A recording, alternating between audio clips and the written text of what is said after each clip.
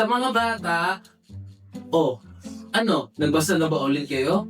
Kasi magbabasa ulit tayo. Ngayon naman ay kayong na mismo ang mag-iisip o magguguhin kung ano ang mangyayari sa kwento. Ilabas nyo ang iyong papel at lapis. Tara na! Nga pala, ang title ng kwento ay Sa Dalampasigan. Sumama ako sa kaibigan ko sa dalampasigan. Siya si Dodong. Nagdala si Dodong ng mga dalandan. Napakaasim.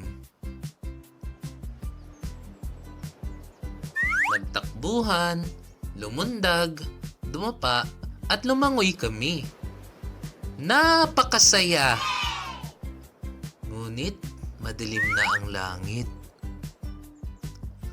Nagpaalam na kami sa dalampasigan. Bukas ulit, magdadala pa ako ng iba naming kaibigan.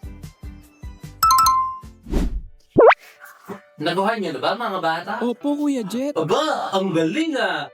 Sige nga, suriin natin kung ano ang mga naunawaan nyo. Magbibigay ako ng tanong ha. So, ang unang tanong, saan pumunta ang magkaibigan? A. Sa paaralan. B. Sa dalampasigan. Or C.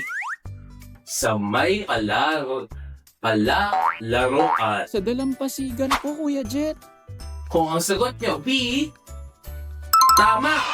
Yun ang sagot. Sa dalampasigan. Alin naman ang mga sumusunod ang ginawa ng magkaibigan? A. Lumangoy.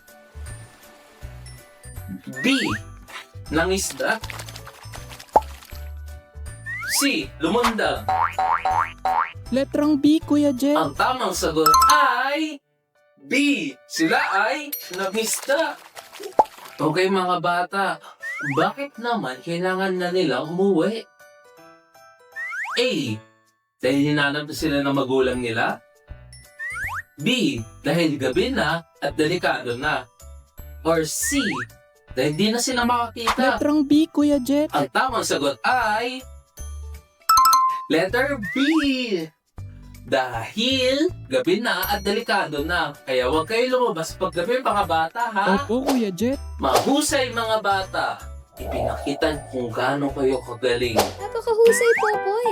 Dahil dyan, meron kang 3 tamang sagot dahil naunawaan mo talaga ang storyang binasa ni Kuya Jetro. Hanggang sa muli. Salamat!